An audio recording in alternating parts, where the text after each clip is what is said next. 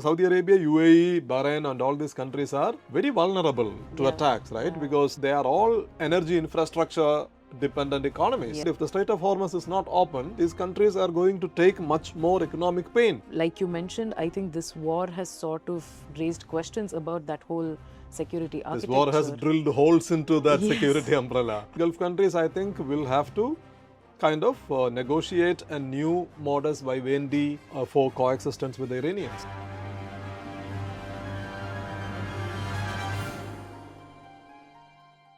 For years, Gulf monarchies pursued a careful balancing act. They sought to reduce tensions with Tehran, deepen economic diversification, and maintain the United States as their primary security partner. But the recent conflict put that strategy under unprecedented strain. Missile attacks, disruptions to regional trade, and the specter of a wider war brought the Gulf closer to the conflict than many had anticipated.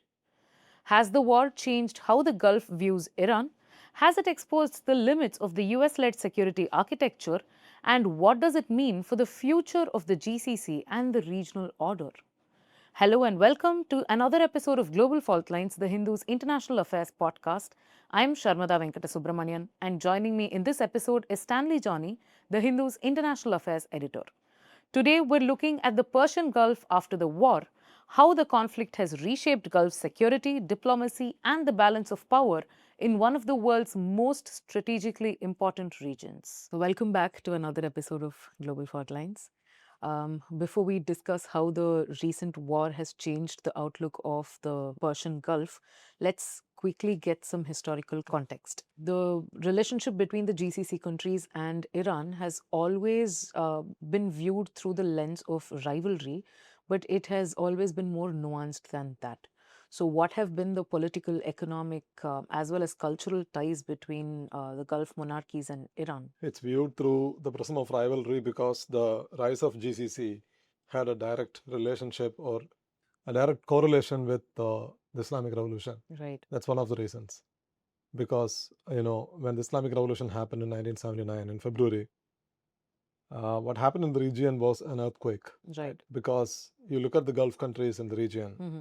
So on the one side, you have countries that later became GCC, and on the other side, across the Gulf, you had Iran, and then in between, Iraq.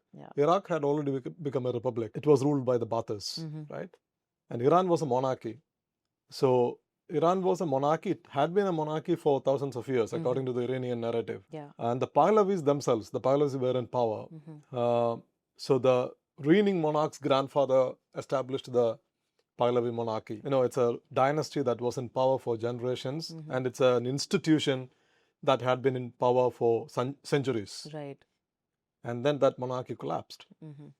And now you place this incident in the larger region. Across the Gulf, you have Saudi Arabia, Kuwait, UAE, Bahrain, Oman, and of which UAE was formed only in the late 1960s, right? Saudi Arabia in 1932.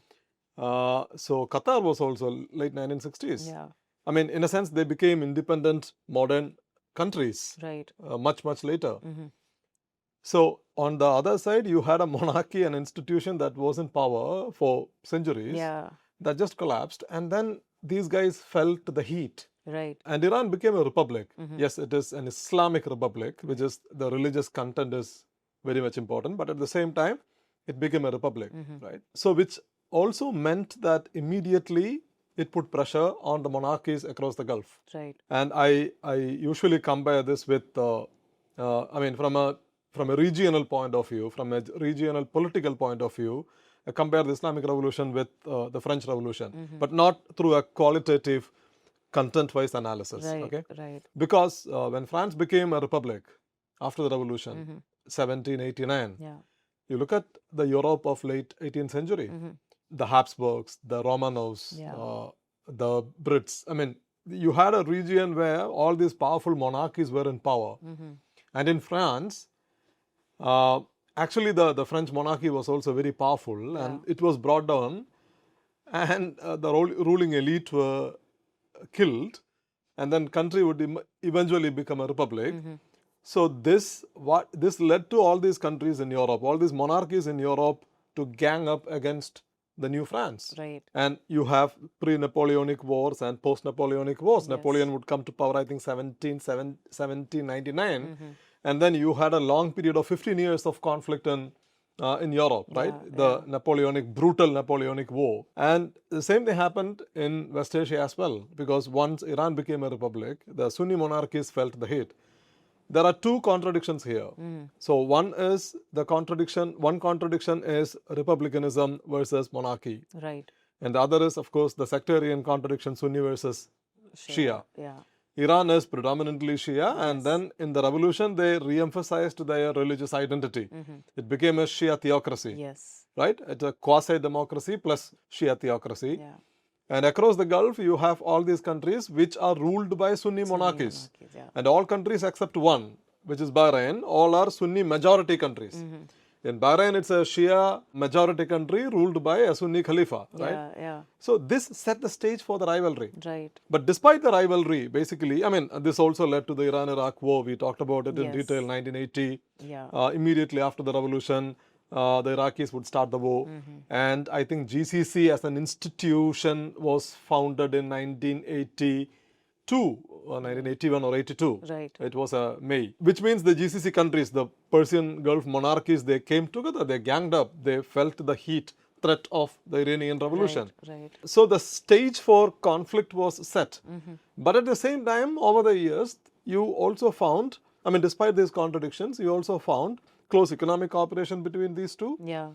Even after the revolution. Yes. Even after the revolution and before the revolution. Before the revolution, especially when the Shah was around, there was still this kind of contest between Saudi Arabia and the Iranians. Right. But at the same time, they had very strong economic relationship, even cultural relationship, because 20% of Saudi Arabia's population are Shia. A majority of Bahrain's population are Shia, right?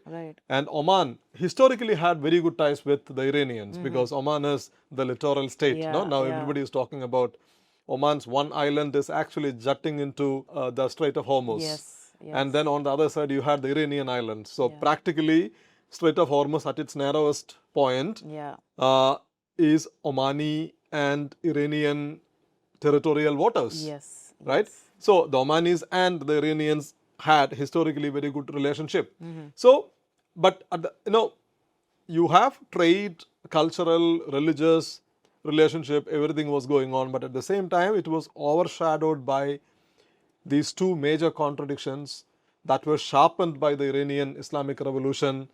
And then, I mean, those contradictions set the stage for prolonged conflict, mistrust between these two entities. Right. But leading up to the recent war, the last few years, the relationship between Iran and most GCC countries were improving significantly, especially after the 2023 Iran-Saudi rapprochement. So what had changed over the last couple of decades that sort of convinced the Arab states to, sort of realize that cooperation with Iran was better than confrontation? By that time, by the Saudi-Iran rapprochement, GCC stopped acting as a single entity from a foreign policy point of view. You could still find economic synergy, cooperation, but foreign policy back in the early 1980s, they acted as a single entity. But if you look at 2022, no, the UAE was in a different direction. The Saudis wanted to coexist with the Iranians. The Qataris also opted for better ties with the Iranians. And Omanis, of course, we talked about it, always maintained good relationship. But Saudi Arabia's turn, I think, was pivotal here. Because for years, the Saudi-Iranian rivalry drove the conflicts in West Asia. Right? I mean, it was also interpreted as a Shia-Sunni sectarian rivalry. You look at Iraq after the war. The Iranians were backing Shia mobilization groups, whereas Saudi Arabia was backing Sunni forces. And then you look at Lebanon. This is a long, prolonged conflict. Saudi Arabia always backs the prime minister, who's a Sunni, whereas the Iranians always back Hezbollah, which is a Shia militant organization. You look at Syria. From the early stage of the Syrian civil war, the Syrian government was backed and protected by the Iranians. whereas the Saudis had their own different militia groups, Ansarul, etc., etc. I used to remember all these names, but I'm a bit out of touch. Right. But there were multiple militia groups supported by the Saudis. You can see, I mean, wherever you look at the region, you will find this rivalry between Saudi Arabia, which is ruled by a monarchy, Sunni monarchy, but which was backed by Sunni Wahhabi clergy, Yeah. and on the other side, Iran, which Yes. is Shia theocracy, right? Yeah. So this rivalry kind of defined conflict in the region. I myself had written about in 2015. One of my first articles in the Hindu was about the hot Saudi-Iran Cold War. Right. But the region has, I mean, the essence of the region hasn't changed, but the contours of this Cold War has transformed. And one of the reasons was that, Saudi Arabia, I think, realized, especially towards 2019, etc., that this enmity between Iran and Saudi Arabia was not sustainable. Right. Especially after the Iran nuclear deal was signed in 2015. If one recalls Obama's interview with Atlantic magazine, there was a long interview before he exited office in which Obama was talking about the Iran nuclear deal. I'm not a great fan of Barack Obama, but still, I think he was right on Iran. Right. What he said was that the Saudis and the Iranians should reach some kind of a cold peace. Yeah. And they should learn to share the region. Right. Only then you will have peace in West Asia. This was the Obama approach towards conflict in the region, right? And then what happened, even at that time, the Saudis were not willing to support the nuclear deal because they thought the nuclear deal would leave Iran stronger. Right. So they were still hell-bent on containing the Iranians. And they walked along with the Trump administration when Donald Trump pulled down the nuclear deal in 2018. Yeah. And then Trump put maximum pressure on Iran. Yes. Hoping that Iran would, kind of buckle under pressure. Yeah. And then would go to Trump begging for a deal, etc., which never happened. Yeah. I mean, that's why we are having a war today because of the mistake Trump made in 2018. Yes. But then what happened in 2019, Iran, while responding to Trump's kind of maximum pressure strategy, they attacked, either the Iranians or the Houthis, they attacked Saudi oil infrastructure. Yeah. And half of Saudi Arabia's production was knocked out. And it was knocked out for a week because of the drone attack on two major Saudi oil refineries. Yes.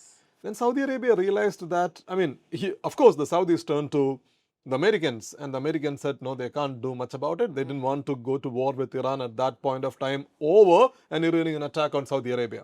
Right?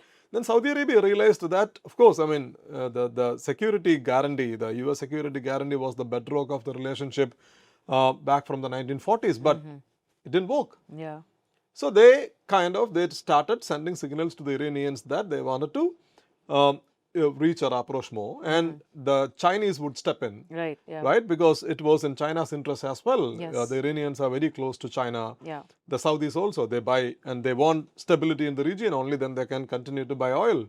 And they want oil. They are like us. Yeah. They are addicted on oil. It's a huge economy, right? Yeah. Then the Chinese would step in and they would orchestrate this rapprochement agreement between these two. Right. Because in 2016, there was a major breakdown in the relationship after Saudi Arabia executed an Shia cleric. Yeah. And after which the Saudi embassy in Tehran was attacked, and Saudi Arabia would suspend relationship with Iran. Yeah. But following the 2022 agreement, they would reinstate the relationship. Right. So, this was the period when the Persian Gulf countries started thinking that they should have some kind of a coexistence mechanism with the Iranians. Right. The Qataris were open for that because the Qataris think that the Iranians helped them during the 2017 blockade. Yeah.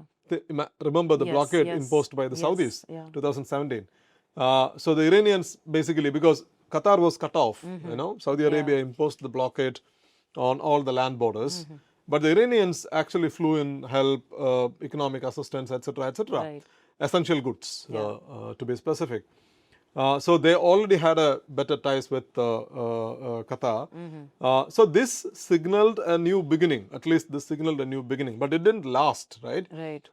Because the relationship turned worse recently, especially after the war broke out, and then all the Gulf countries were targeted. We know we've been talking about it for quite some time. Yes. But this is what explains the the rapprochement of that particular period. Right, right. And let's continue talking about the recent war. Despite wanting to stay out of the conflict, the Gulf countries were caught in the middle. So, how exactly were they affected economically, politically, and strategically? From a military point of view, I mean, this war was devastating for them. Right. And from an economic point of view as well. Let's talk about the economic point of view first. Because if you look at the Gulf countries, when usually people refer to only the GCC as the Gulf countries, I will say GCC plus Iraq and Iran. Right. So all these are Gulf countries, right?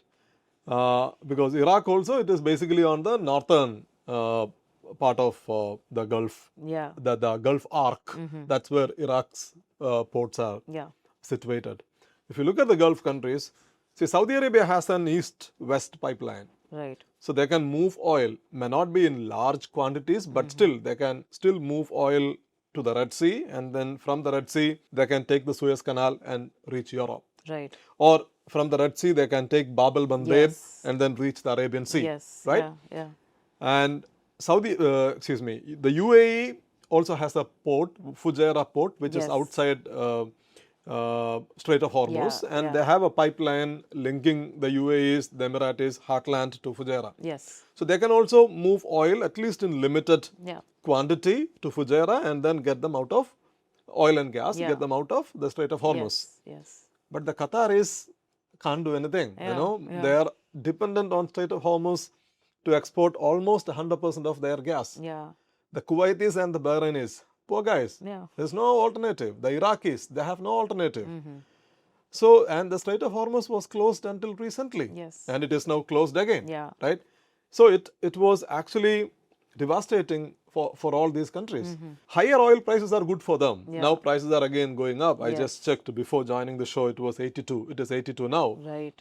It had fallen to 67, 68 after the MOU was signed, and it had hit 115 during the peak of the conflict. So it is, I think, if the closure remains, the prices are going to go up again, which is going to hit all of us, right? Thanks to Donald Trump.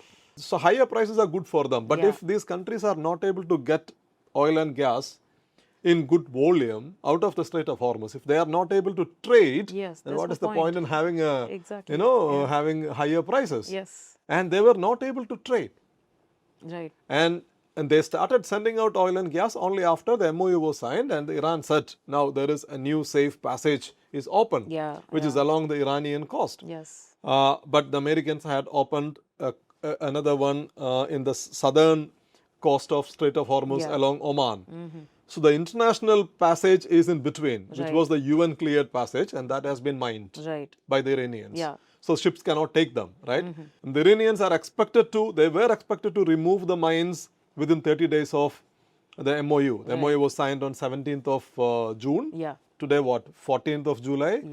So they were, I mean, if the agreement held, the Iranians were expected to demine the entire Strait of Hormuz by 17th of July. But the agreement has collapsed. It is unraveled. That Americans are bombing the Iranians are now counter-attacking.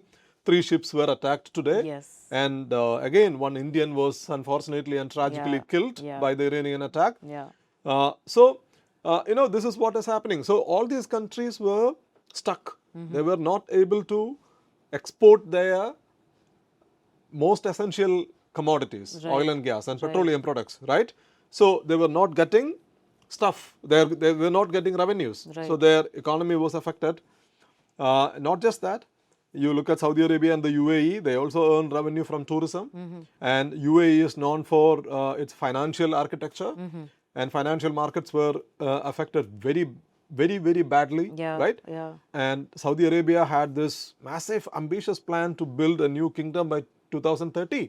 It's called Vision 2030, which is just what, 4 years away. When they announced the 2030 plan, I don't know, maybe 10 years ago, it looked like the Saudis are going to transform themselves. But now the war has come. This would impact the Saudi plan to diversify their economy further. So all these countries were affected badly. And the Saudi Arabia, since it's a big country, they have resources, they have the pipeline, They can still hold themselves together. Right. But I don't know how bad the situation is in Bahrain and Kuwait. Right. Right. Qatar is relatively financially safe because it's a very rich, enormously rich, it's a tiny country, but it's enormously rich. Yes. But Bahrain's situation is not that easy. It's Right. also a tiny country, but it's, I mean, you always had this Shia-Sunni tensions were always there in Bahrain. Right. The state in Bahrain is very repressive, and the Shia sections of the Shia people are occasionally revolting against the state, Right. which is leading to a massive crackdown, Right. which nobody is talking about, Yeah. of course, because Bahrain is your ally. Yeah. Nobody wants to talk about human rights in Bahrain. Anyway, I mean, the situation is bad. Economic situation is bad. And then you look at the military situation. All these countries were being hit. Right? Yes. Yes. Yeah. All these countries were. So UAE was attacked by thousands of times Yes. throughout the war. Yes. And Kuwait and Bahrain are still being hit. Yeah. Qatar was also targeted just 2 days ago. But the Iranians are not attacking Qatar and Saudi Arabia the way they used to attack. Right. But Saudi Arabia did something remarkably foolish yesterday. They bombed the Houthis. Yeah. Yeah. So, from the beginning of the war, everybody was asking why the Houthis are not joining the war. Yes. This is why the Houthis were not joining the war. Yeah. The Houthis were basically, they were checkmating the Saudis. Yeah. The message was that if the Saudis join the war, the Houthis will join the war. Right. And now that the Saudis had bombed an airport in Yemen, the Houthis, I think they have already started attacking Yes. Saudi Arabia, Yes. right? Yeah. Yeah. And they are also threatening to close the Bab el-Mandeb Strait. Yes. And if they close the Bab el-Mandeb Strait of Hormuz is already closed, Yes. right? Trump says Strait of Hormuz is open, but you can go and check It's not. Kepler data, Yes. which says that only 14 ships passed through the Yeah. strait on Sunday, which is 12th of July. Yeah. Only 14 ships. And it used to be 130 and 140 before the war. Right. I mean, what is the point in saying that the strait is open? Yeah. Trump says the strait is open. You take this route, the American cleared route, and then you pay me 20% premium. Yeah. I mean, if I am a shipper, I should take this route and I should face the Iranian missiles, Yes. and then I should pay the Americans. Yes. It's ridiculous. It doesn't make any sense, right? Yeah. Yeah. But this is the world we are living in. Yes. So the strait is effectively closed, and if the Houthis close Bab el-Mandeb Strait as well, we are going to see an economic and energy calamity. Yes. Yes. So, the Saudi attack on Yemen was remarkably foolish. I hope this won't spiral out of control. I Right. hope this would stay. The crisis would be managed after maybe one round of tit for tat attack. Right. But otherwise, this would really spiral out of control. Yes. Across the region. And Saudi Arabia and all these, Saudi Arabia, UAE, Bahrain, and all these countries are very vulnerable to Yeah. attacks, right? Yeah. Because they are all energy infrastructure dependent economies. Yes. In other words, which is a politically incorrect term, but in other words, this is a target-rich region Yes. for any aggressor. Across the Gulf, when the Iranians look at the Persian Gulf countries, they see only targets. Yeah. They are civilian, including civilian and energy targets. You are not Yes. supposed to attack them. But when Trump says he is going to erase the civilization, bomb Kargil into the Stone Age, etc., how the Yeah. Iranians could respond, right? Yes. They are likely to respond in kind. Yeah. So they look at the region, they see a target-rich region, which is what is making the current conflict very, very dangerous. So the Gulf countries are, basically the Americans are supposed to offer them protection. That protection Yes. never came. Yeah. And because they are hosting the American bases became magnets for Iranian projectiles. Yes. So they are under attack. And that is the military cost. And on the economic side, if the Strait of Hormuz is not open, these countries are going to take much more economic pain, Yeah. which is bad news for us. Yes. Because for us, India, one thing is that we would find it extremely difficult to get oil and gas. Oil, okay, you are buying it, you have already diversified it, but Yeah. for gas, you are basically dependent on Persian Gulf gas. Yeah. So that's why you had rationing in India, right? Yes. If the crisis persists, God knows whether we would go back to that phase again. Yeah. Not just that, if the Gulf economies suffer, that would mean that loss of jobs for a lot of Indians who are living there, Yes. and that would affect the remittances. That would also affect household incomes in India. Yeah. yeah. So, I mean, you look at it whichever way, this is bad news for us Yes. as well. Yes. It's very bad for the Gulf countries, and it's bad for us as well. Right. And let's continue talking about their security architecture, because the Gulf security has been built around the assumption that the United States will ultimately maintain regional security. Yeah. Like you mentioned, I think this war has sort of raised questions about that whole security This architecture. war has drilled holes into that Yes. security umbrella. Because the Yeah. American bases or their security protection were not able to shield the Gulf from Yeah. missile attacks, drones, as well as attacks on shipment. Yes. So, what does that say about the future of US and Gulf security No, this relationship? is what is happening is very interesting. Now the Iranian attack on the Gulf countries, I think that this has been normalized because of the repeated attacks. Yes. Just go back to February 27th and look at what is happening now. Yeah. Okay? Yeah. All these countries have American bases, and the United States is the world's most powerful country. It's a Yeah. nuclear power. Yes. And they have a very powerful navy. And this is not preventing the Iranians from attacking them. Yeah. They keep pounding the US bases in the region. Yes. This is something which the Americans had never faced in recent years. Yeah. Yeah. They went to Iraq, they brought the regime change, Yes. right? They went to Libya, they brought the regime change. They went to Yugoslavia, they brought the regime change, Yeah. and they balkanized the country. Yeah. So wherever they went, they had some kind of an outcome. But in Iran, they went to Iran and they are being pounded. Yes. Yeah. So this is quite remarkable. Future historians will turn back and look at this to understand how the American security umbrella was shredded into pieces by Iranian missiles. Right. And this would also, I am sure, this would also influence a lot of strategic and defense thinking, and countries would start investing more in missile and drone technology Right. to take over bigger and stronger powers. Yes. This is, in one way or the other, the Ukrainians are doing the same thing Yeah. using drones, Yes, right? yes. Russia is a much bigger, powerful country, Yes. but they are using drones to weaken kind of Russia's advantage in the war. Yes. So the Iranians are on the other side using missiles and drones and short projectiles to drill holes into the American security umbrella. It's the same drone technology that they have. Yeah, the Iranians are using this suicide Yes, kamikaze drones. yes, It's a one-side exactly. drone. Yeah. You fly them and it will with maybe a warhead, and then Yes. it will hit and Yeah. explode. I mean, it's very interesting. So that security umbrella is gone, right? It's not working, or at Yeah, least it's not yeah. functional anymore. Now the Americans, the question is, once the war is over, I don't know when the war will be over, but Yeah. once the war is over, there would be a lot of difficult questions to be answered. One, the United States has also taken enormous losses in the war. Right. I mean, New York Times says that 15 of American bases were devastated. Wall Street Journal had a story on how Iran completely devastated the 5th Fleet headquarters in Bahrain. Right. Right? And the Americans will have to rebuild them. And to rebuild them, you need to spend millions or billions of dollars. I mean, who is going to finance them? I mean, Trump might want the same Arab Gulf countries to finance them. He is Yeah. already saying that he needs to be compensated Yes. by the rich Gulf countries, right? So that's a question. And if you are rebuilding, still you need access to the Persian Gulf waters. Yeah. And if that access is being denied by the Iranians, and if they emerge stronger, if they maintain their grip over the Strait of Hormuz, which means American warships cannot enter the Persian Gulf. Yeah. What is the point if you are not able to enter the Persian Gulf where you have your Navy's 5th Fleet headquarters is based? Yes. Right? So that's another question. And the third question is, the Gulf countries would ask themselves that how they are going to manage this Iran problem in the long term. Yeah. Because until now, what was told is that the US bases would offer them protection. Yes. The Iranians busted that myth.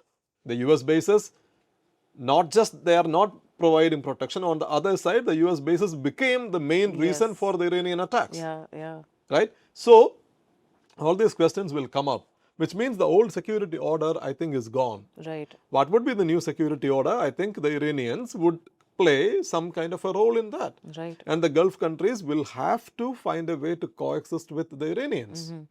Right? And the United States taking over Strait of Hormuz, I mean, okay, Trump can say all kind of things.